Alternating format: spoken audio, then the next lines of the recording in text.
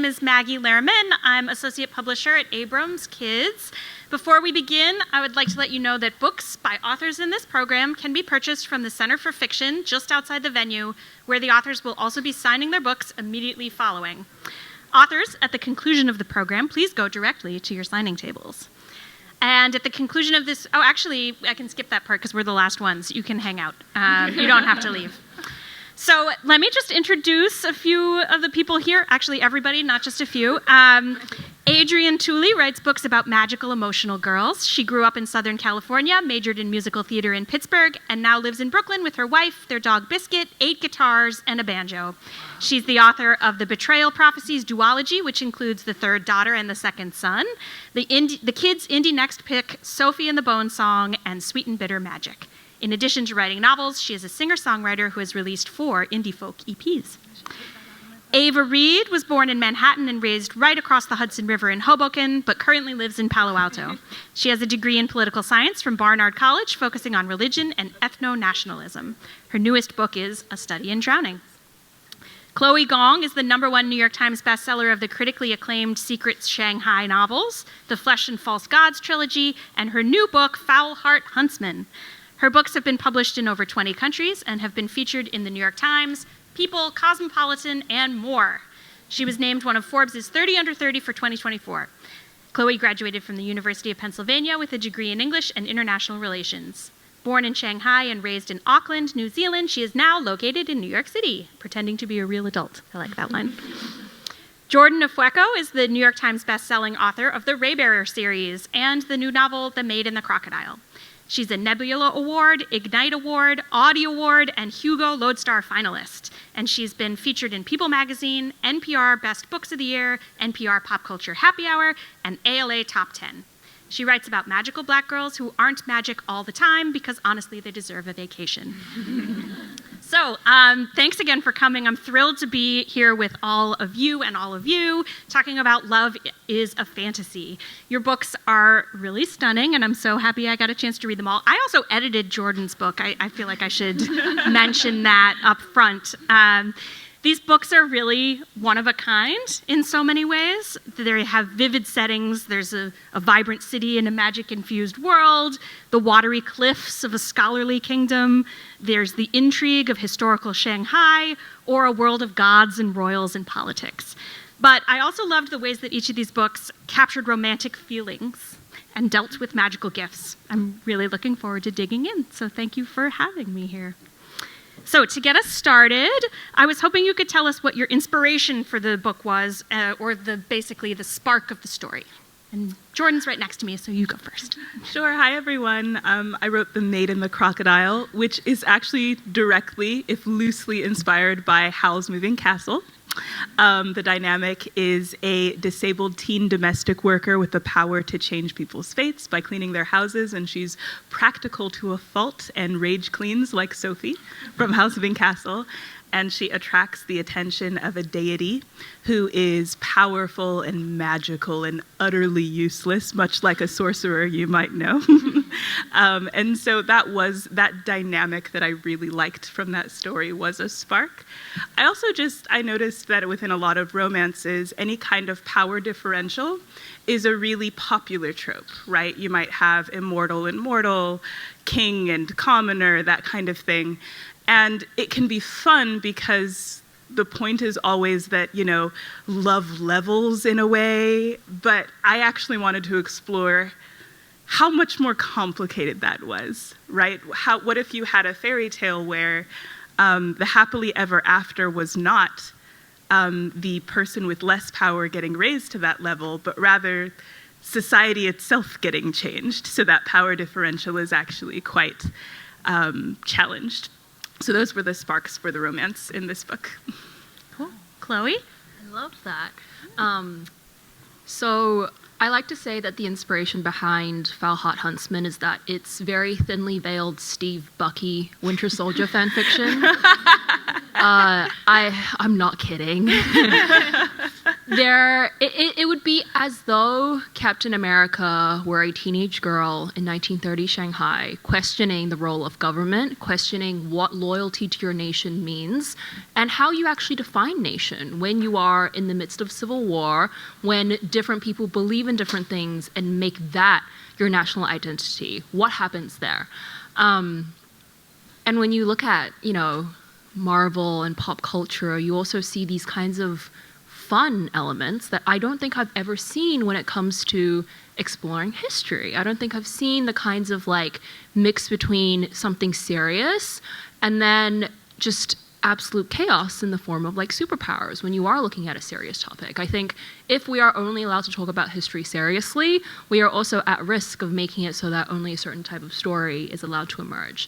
So I'm not kidding, but do not tell Disney I said this because I don't want to get sued. But I sat there and I thought, okay, let's look at these powers and what they actually mean, right? Someone's frozen in time. It can be a metaphor for grief. It can be a metaphor for something you can't really move on to.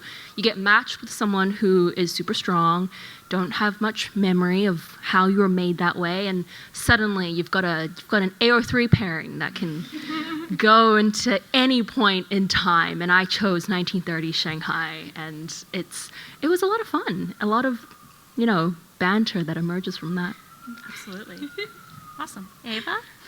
So I'm very happy to be on a panel with Chloe because for many reasons, but partly because the inspiration for A Study in Drowning actually started with Shakespeare. I wanted to write a book that was kind of dealing with the Shakespeare authorship theories, whether or not Shakespeare was the true author of the works that are attributed to him, whether he even existed at all. Obviously, these theories are pretty much not taken very seriously anymore, but historically they were taken quite seriously by a lot of people in society, even, societal elites, and people went to great lengths to kind of try and uncover what they saw as the truth. They were literally digging up people's graves and inventing cipher machines to try and look for the code in the matrix. So it was insane. So I started off with actually a contemporary premise, and then I realized I did not actually want to get into it with hardcore Shakespeare fans. Those people are terrifying. And I kind of wanted to deal more with the emotional impact that would have on people and kind of how it would impact the national identity, because Shakespeare is this very important author in the Anglosphere, especially when it comes to, English national identity. So then I took it to a secondary world, but yeah, it all started with Shakespeare, as many books do. Love that. Yeah. Adrienne? For me, the germ of the idea for the Betrayal Prophecies duology came in November of 2020, which, if everyone remembers, that was a deeply dark time for all of us. And so I remember thinking a lot about the depression that came from my teenage self, and that idea of how if you're suffering as a young girl, you're often told that you should bottle up your emotions, keep them inside, suppress them, push them down. And I thought, well, what if I could write about a girl who literally bottled her tears, and what if they were magic? What is the consequence of being emotional if your emotion is magic, and that magic allows you power? And so this was a very good COVID project for me personally, because it allowed me to really examine my own internal emotional biases around being a woman and my relationship with sadness. And then in The Second Son, the sequel of this book, really about being a woman who is angry and being able to claim that or fear that, and what is that kind of dichotomy and balance of an acceptable emotion for a woman versus a man. And so I really took this opportunity to delve into that, but in that second world fantasy that made those emotions truly have an impact and a meaning and a power that we don't always allow them in real life. That's amazing. Oh, thank you all. I am so glad to hear all of these, and all the Shakespeare and Howl's Moving Castle. So the first thing I mentioned up in my little intro was setting, because I think the settings are super important in all of your books, and really what helped bring them all to life for me. Can you talk a little bit more about how you decided to place your stories in these particular locations, and how you kind of built out the worlds? Do you want to, let's start on the other end, Adrienne. Sure.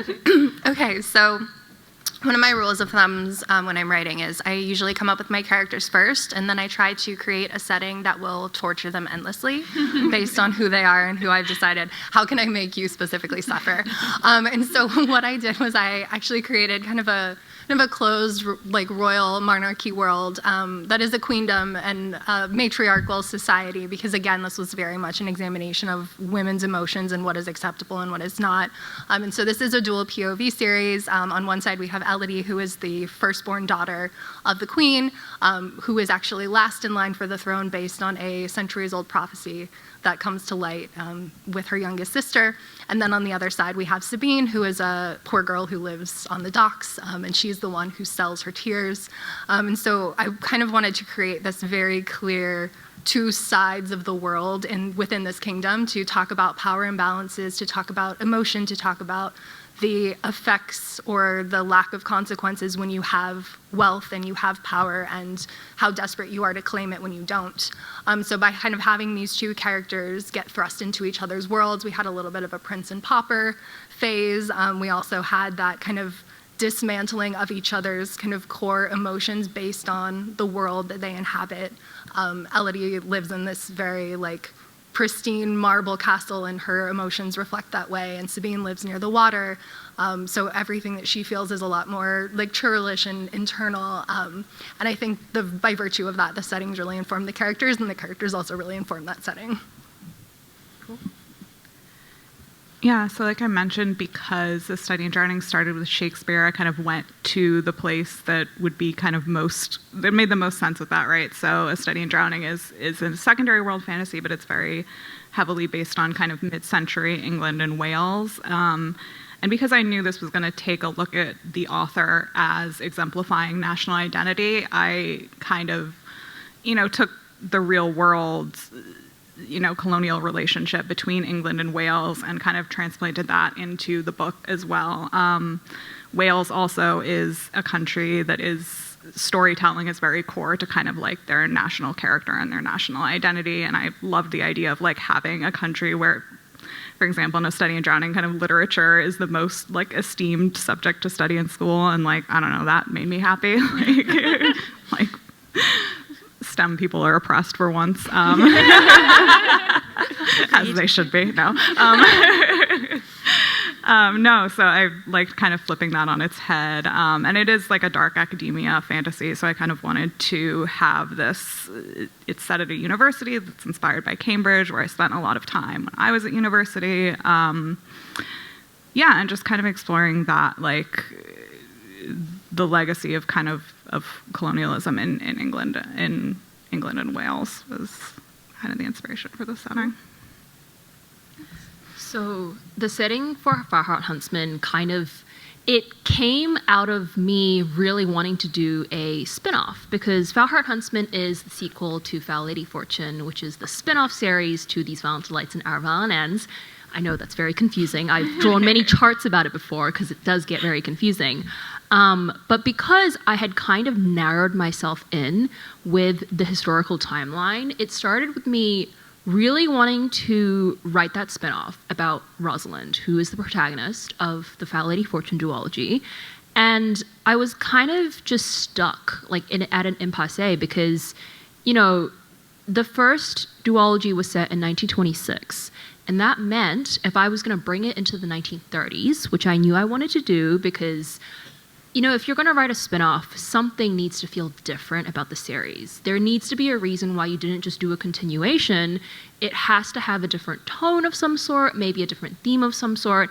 And for me, I really wanted to jump between the, exploration of imperialism of 1920 Shanghai to suddenly the switch into domestic turmoil in 1930s Shanghai. But it was a YA book, and my character was already 19 years old in 1926. And I sat there twiddling my thumbs, and I was like, how do I get a 25-year-old under their nose? And then I thought, oh, I know. She's just going to stop aging. I'm just going to freeze her age, and it's a metaphor for grief. And my editor looked at me, and she was like, okay. I made it work, because there was something there I felt for 1930 Shanghai, specifically for the story I wanted to tell, which is, how do you move on from something so terrible that you yourself can't forgive yourself for, but everyone else around you is already somewhere else? What do you do when you are the one left behind?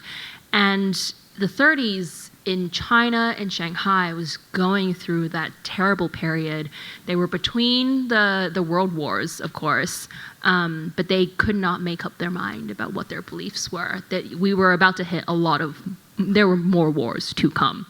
But all of that to say, the setting had to be different from the kind of opulence of the 20s, the focus into what does capitalism do to like the locals there. It needed to be about this personal role in a whole country, and that felt like I could actually make the setting and the character talk to each other. And so 1930 Shanghai and a 19-year-old worked. I love that, and I'm so excited. I didn't know that our latest books had that much in common. I'm about to explain. So The Maid and the Crocodile is a spin-off of my more well-known series, the Raybearer books, which take place 10 years earlier than the beginning of this one. The Raybearer books take place at the upper echelons of this basically Pangea continent empire with West African coded societies at the center, but it's so massive. There are also East Asian societies, Northern European, that are all together controlled by an emperor and a divine council. And so the protagonist of those last books stays at that center. She is at the divine council. She was groomed for it. She was raised for it. And I needed that at the time that I wrote those books, because especially I had never seen a black girl, first of all in a fantasy setting, period, but also in a story that was not about her powerlessness. Almost all of the conflict of the Raybearer books come from her power. And how do you use that responsibly when you have been elevated to the place of a god, and you were born for it and you were made for it, and society sees you that way. But something happened. Those books came out during the pandemic. They did really great for pandemic books. I was very grateful. But a lot of labor movements happened during the pandemic, right?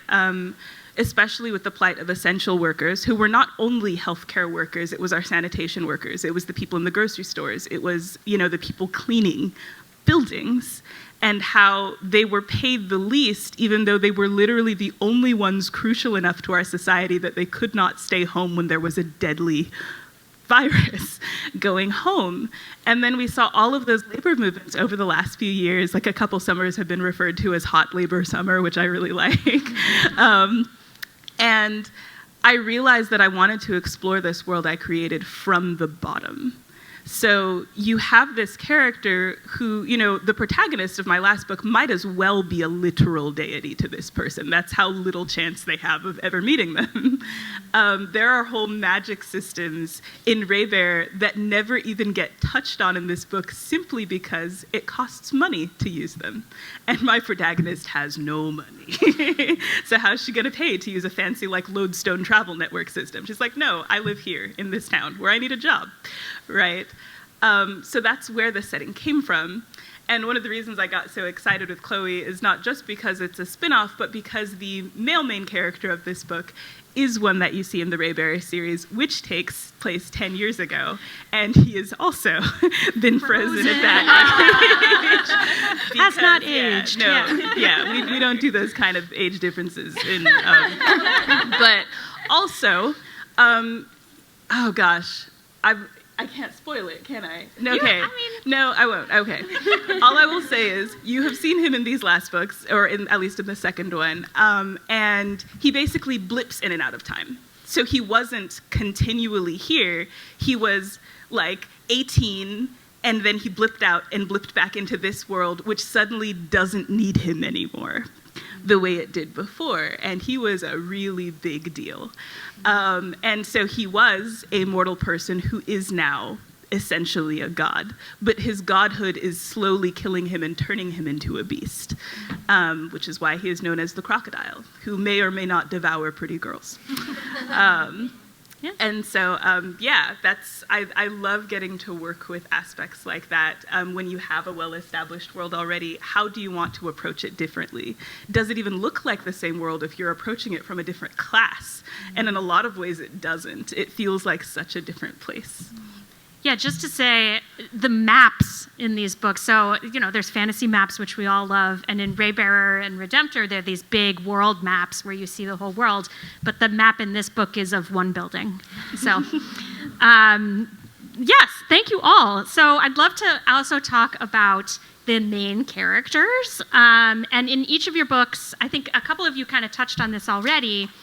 If a character has a particular gift, a supernatural gift, or I don't know, I feel like Ava, I wouldn't necessarily call it a gift in your book. The gift of depression, mental illness. Yeah. These gifts are often double-edged swords or even, curses in a way. Can you talk about the role of the supernatural and magic in your books and the cost of that magic, and why does magic have to have a cost, do you think?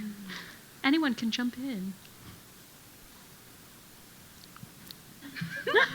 I mean, I guess I'll start because my main character doesn't really have a magical ability unless you count like a magical connection to this like chthonic deity, the fairy king, who may or may not exist. I actually realized that the most common question that comes up when you Google studying drowning is the fairy king real?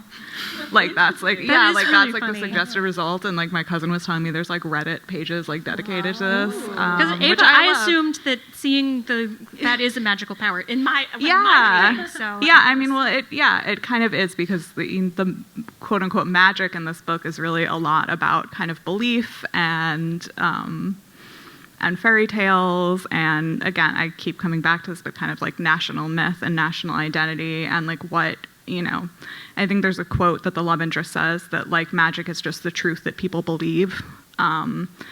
So I wanted to kind of write this because one of the themes of the book is kind of about, it's about mental illness, but it's also about believing women and, kind of women throughout history whose voices have been silenced or erased. So Effie, the main character throughout the book, is kind of, she has this mental illness. She's, dealing with PTSD and depression, and she kind of repeatedly sees these visions of the fairy king, who's a character kind of in her favorite novel. And throughout the book, we kind of go back and forth on whether or not the fairy king is real and what it would mean if he is and what it means to her. And it's really this, again, I wouldn't really call it a superpower or magical ability, but it is this kind of, it almost is for Effie, because this is the way that she survives. She has kind of conjured this metaphorical universe where she can safely express her fears, and it's a survival mechanism for her, as dissociation is for many, many people.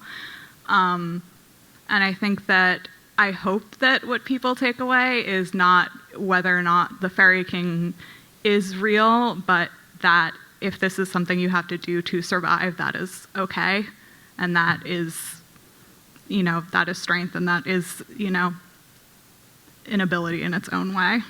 Yeah, that's a good point. Mm-hmm. Jordan, you want to Sure. So I guess I should give a brief summary of the magic system in this particular book, because it's even different than the Raybearer books because of who it's about. The main character, Small Shade, is a person who can see something called spirit silt when she sings. And spirit silt is the residue that society's expectations on us and our expectations for ourselves leaves on all of our possessions. So if you are a little boy and you have been raised with specific expectations about your role as a man in society and as a son of that family, it will be all over your bedroom and you will be breathing it in. There's stuff like greed grime and oh gosh, like regret. Yeah, there's like regret and guilt. Yeah, guilt worms are a big one, and things like that. And it'll cover all your stuff. And so Small Shade comes in and she'll clean your room. And when you sleep for the first time, perhaps in your whole life, you will be sleeping without any of these expectations that you have put on yourself and that society has your whole life. And you can essentially become a different person overnight. She changes people's lives. But of course, if nothing about your circumstances change, your room's going to get dirty again, and you'll be exactly where you started. So the cost to Sade depends entirely on how she is being used and exploited. You know, she has done spirit cleaning for her friends, and it's something very beautiful and powerful. Like, she cleans away their grief, but leaves their dreams, you know, and she, you know, might lessen some of their worry, but, you know, leave things that are important to them, and to them as, you know, because she could, like, essentially threaten their entire sense of identity if she does this irresponsibly, right? But because she is born at the bottom of society, her grief or her gift is quickly exploited by wealthy people who discover that she can literally devour their guilt for them. They discover that she can do a ritual that they call sin eating, where they can say all of the things they have done that make them feel guilty, and she has to clean it for them, and the things that can't be cleaned, she must devour. And so that is the cost, right, of having such a wonderful gift, but being born so low. You know, if she had been born higher, you know, this gift would have been a power she can wield over others. And instead it is the exact opposite, because at the end of the day, she needs a place to sleep and food to eat. So that's, I'm not sure if that's the cost of the magic as much as the effect of the society on the magic, which is the way I tend to write things. Yeah. Cool. And I know, Chloe, Rosalind, it's like very obvious that there are serious drawbacks to There is, absolutely. Well, I'm always a bit of a sneak on these panels, right? Because it's like the fantasy and the magic. And then you really actually look at my book and it's like, okay, this is a sci-fi. Who put this here? Just calling it magic. Yeah, you know, it's the larger umbrella of it. So Rosalind does not age. She cannot die because any cut that is made on her, any bullet wound, anything short of like hacking off her head, like she will heal from again. So yes, she's basically like the vampires from Twilight. That's the only way you could kill her. But it is something that her employers have used for their own benefits. So when you meet her in Foul Lady Fortune, she has been an assassin for quite a while, but she's one of those like quiet assassins who goes in and, you know, poisons people because why not? But as she's moving through like this new identity that they've given her, this new mission that she's, you know, had to engage with, her lack of aging and dying is something that like constantly weighs on her as why has everyone else managed to move on from this thing that made me immortal but me? And that kind of came out from, you know, back when I was reading YA books. I think it's gotten a lot better now as we write more female protagonists and more female protagonists surrounded by female characters. But there was a time where you would just have like the protagonist and then any other female character in the book was like evil for some reason, you know, like if they were somehow intruding on like the main character's spotlight, they were evil. And if they did bad things, they kind of just got their like, you know, comeuppance and you never saw them again. And so when the original duology ended, I felt that every character had somehow gotten a resolution of some sort, except for Rosalind. She was so stuck in that mistake she had made. And so her superpower, her magic that she should be able to use to be a very, very powerful person in her city is what holds her back constantly. Because for as long as she cannot move on, she is just unchanging, unaging, and, you know, I won't spoil the outcome of the duology, but character growth always echoes the powers that you have. Yeah. And Adrienne, I know yours is kind of obvious too. It's like literally the cost of literally, yeah. In my books, I think instead of building a worldwide magic system, I focused very specifically on a character-specific magic system. So Sabine, who is our poor girl, who is the one who sells her sadness, in order to make her sadness potent enough to be truly magic and be worth the cost that people will spend it, she has to truly bottle up her emotions, and she learns this as a young child when her older sister is like, "You're such a crybaby, stop crying." And she does. And she realizes that the longer that she holds on to her emotions, the kind of more vivid and like literally she can see this darkness inhabit her, and it shows within her veins. So the longer she holds her emotions inside, the kind of darker her blood turns, so you can see the literal and physical effects of that emotion and what it means to not express it. And then, kind of similarly to Effie, you see what that means and what that does to a young girl to hold all of that inside and to be told by your family that the only thing you're good for is to keep yourself small and quiet. You're only worth what people will pay for your emotion. And so you can really see that cost is her thinking that people love her only for when she hurts. And so that was kind of where she starts this book, is thinking I only matter if I am sad and if I am in pain. And it's very obviously a metaphor for depression and anxiety. And the longer that she kind of bottles up these emotions, the more that it takes a toll. And eventually she starts to actually communicate with her darkness in her head, and it starts to speak all of the things that she thinks. But she hears it now in that secondary voice. And again, it kind of reinforces that idea that you do not matter except for what you can give to others. And so that is very much her cost. And kind of throughout the book and throughout the entire duology, for me, it was very important to break down and discuss what that means of, your family is poor and they need money and you're willing to take it however you can get it. But at the same time, to have someone on the other side that's saying you are worth more than just your sadness, and I will love you because of it, not despite it. And that was a very important thing for me to reiterate. And that is the majority of book one. And then in book two, as she learns to kind of coexist with her sadness, then she gets to take on that whole new opportunity of female rage and how a woman can be angry. And so that was really good because I was working through that with my therapist at the time too. So I got to just really imbue that with a lot of feelings. So it was a good time for all of us. That's great. I feel like you all have made the magic, the metaphor makes literal. I just said those words in completely the wrong order, but magic makes your metaphors literal in all of your books, and I really love that about fantasy and what it's able to do. So we've gotten halfway through the love is a fantasy panel without mentioning love, and I feel like that is on purpose on my fault, from me. But I do want to talk about the role of romance and love stories in your books.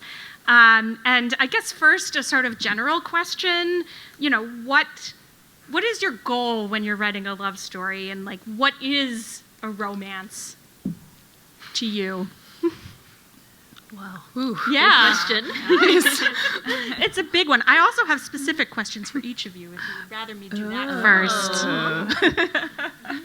Okay, all right, so think about the what is a romance to you. Okay. And then, so in a study in drowning, Effie has had very bad experiences with men. So when you're crafting a love story for a character who's been through that, what was important to you to make it different with Preston? Yeah, I mean, obviously he has to have, just a foundational level of respect for her, and the bar is literally in hell.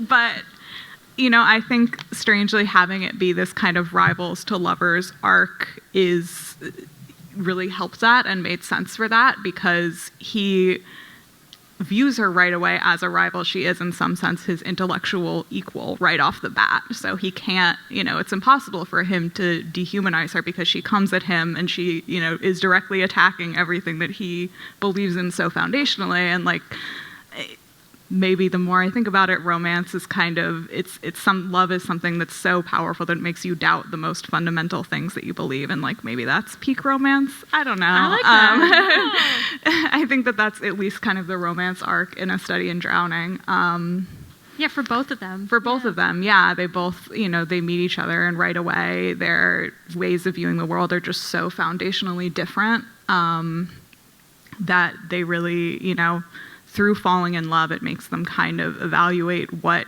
they think is important and what how they see the world. And I think that kind of like literal world-changing, earth-shattering, powerful emotion is like the most romantic thing to me. Great. All right, so in Maid and the Crocodile god, as you mentioned, is cursed, and he believes only Sade can save him, right? Yes. Although he also doesn't believe anybody can save him. Yeah, exactly. Yeah. So how does that affect them having a romance? Like, how does that feed in or hinder the romance? Well, what I really love about this book, and what I also love about Howl's Moving Castle, is how different of a story it is from either of the perspective of them, right? So from the Crocodile's perspective, this is unambiguously a deeply romantic, so it's a romance, first and foremost for the Crocodile, right? He had lost all direction to his life, and then all of a sudden, here is this girl with worlds on her skin. That's how he refers to her, vitiligo, because it looks like continents on her skin, who is giving his life direction, and maybe with her bravery and her, real world wisdom, he respects her class status so much. He comes from a much higher class, but he's somewhat of a revolutionary person, and he doesn't respect his own class privilege at all. So for him, it's the story of this young, beautiful woman coming into his life and giving him hope for something that he thought was ending. And for her, it's her trying to survive getting a job, like from the beginning to end, right? Like for her, it's a romance happened to me while I was trying to survive. That's small Sade's story, right? This would have been such a mushier story if I had written it from his perspective, interestingly. Yeah. And so that dynamic is interesting because he has so much power, but in his mind, she is the only one who should matter to the world anymore. And so he sees her as way more important. And while that's very, very romantic, it can also make him extremely tone deaf to the reality of what her lived experience is, right? She has to go do something very demeaning, which is, basically eat the sins of these wealthy people. And he's just like, why would you do that? You're amazing. And she's like, for money. That is the answer. It's not some, and then he's like, are you trying to punish yourself? Is this because you feel guilty about this thing that happened in your past? And she's like, for money. It's that simple, right? So yeah, I do think it gives them a very interesting and unique dynamic in their romance, is that he does feel, and in many ways is, a has-been, despite all of his power. She also doesn't believe that she can end his curse. Basically, she accidentally binds herself to him on her first day out of her orphanage. It's a whole thing. She's very used to being stalked by gods. She's this very practical person. Neither of them actually believe that this can happen. But because they're thrust together again and again, they're forced to examine that part of their dynamic. You are turning into a beast. I am bound to you. Something has been fated that means I'm supposed to help you. And yet I am wholly consumed by needing to survive on my own in this world. So, yeah, makes it interesting. Yeah. So now I'm going to move on. I did you two first because the other two are sequels, which I think is really interesting for romance in particular, because you're continuing on past the initial happily ever after. So in The Second Son, there's a new threat to the kingdom, but now, unlike in the first book, both Sabine and Elodie have major responsibilities. So I'm curious about writing a romance when when there's so much they're dealing with on a geopolitical scale. How do you find the moments, find those little? Yeah, I think you kind of caught onto that perfectly. I really wanted to, again, deconstruct that trope in YA where you have queens that are 17 and have, studied a book once, and now they're in charge of major trade routes. And I really wanted to put these two girls, so in the beginning of this book, Sabine is at the head of the church and Elodie is the queen. And I wanted them to be in way too deep, just absolutely over their heads. Like, I am not equipped to do this. I actually have no idea what I'm doing, and have that show in the world, because it's kind of crazy. So I actually very specifically kind of wanted to do that to give their relationship and their romance a pressure point, because we all know, and you know, when the getting together part is always filled with so much kind of like longing and hope and stolen moments and chances, and that's so much of the fun. But once you've kind of gotten together, there's of course always that honeymoon phase, but then, you know, real life creeps in, and how do you keep things exciting and interesting? And I was like, well, what if both of them are really bad at their jobs? That's some like great stress, because like to kind of keep a relationship together while also like failing at jobs you can definitely get like executed for being bad at. It's just like super high stakes, and I thought that was a great way to just kind of keep the sparks flying. Keep the sparks alive. You know? Yeah. But no, I think that like both of them are struggling intensely, but they're also really trying to put their best feet forward for each other, because like you don't want your partner to know that you're bad at your job. Like you want to be like, oh my God, today I did this thing and everyone thought it was amazing. But like all of the priests are quitting. So like it's not going great. And so they are trying to like toe the line between like, love me, I'm amazing, and actually I'm having like a significant mental breakdown and I really need some support. Yeah. And so that kind of, I think, kept that very exciting, because they do have a lot of stolen moments, and oh, quick, behind this door, we'll close it and we'll, you know, have a little tryst, and then we both have to go get yelled at by somebody. And, you know, so you have these like moments of hope and love and like grounding with these two girls who are in way over their heads. And they're keeping a lot of things from each other, which, of course, we love a miscommunication trope in YA. And if you just, you know, had a conversation, maybe a lot of this could have been avoided. But again, I think it comes from that, like, those butterflies and that hope and that, like, I want you to love me for who I want to be, not necessarily who I am right now, but who I could be with you. So I think that kind of chaos and that kind of, like, intense pressure helped keep the momentum in that sequel, even though we've like already had the big kiss and like we're together now. Yeah. But how do we maintain that through all of like the tumultuous events of life? Yeah. Great.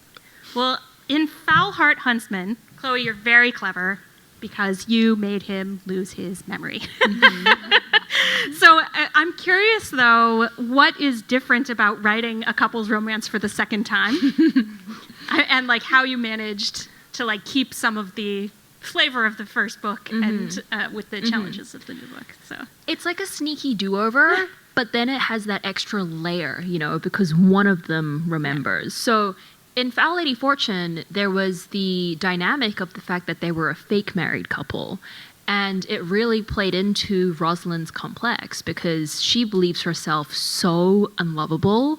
And then Orion is just nearby, loving her easily, right? And so the fake married, you know, archetype in book one, it emphasized that for her. She was like, someone would only be with me if we had to be married because we needed to infiltrate a workplace, of course. And while he's saying, no, it was real, like I'm actually in love with you now, she's like, haha, no, you're not. And so getting to wipe his memory for the second book was so fun because he doesn't know anything in Heart Huntsman. He's looking at this girl and everyone is telling him, okay, like you were very good like spy partners, and Rosalind is like, yeah, everything was, you know, I guess we were good. And he was like, I love you, actually. And I think there is something so beautiful about that trope where it's like someone who believes themselves like so unlovable and someone who finds it so easy to love them despite the prickles, despite getting pushed away. And I feel like the second book is that place where you can explore it because you have met their dynamic from the get-go. You know what they started off as, and you as the reader have that look into this is exactly what they're like when they were normal, and now one of them has lost his memory and he is still like that, and therefore his feelings are true. Yeah. Oh, that's so sweet. I love it. So the idea of romance and the buzzword of today, romantasy, it feels like it's really having a moment, as I'm sure you all know, and all of your books could fall under that umbrella, and yet I'm sure we've noticed how they read and feel so different from each other. And I feel like it's a wide umbrella that could cover a lot of different types of books. And what do you think? What do you think of romantasy as a buzzword? Why do you think it's so popular right now? And what do you think readers are getting out of it? Can I tell like a fun little anecdote Absolutely, about this that I think it. is really ironic? So I debuted in 2021, actually, which was interesting, with an adult fantasy.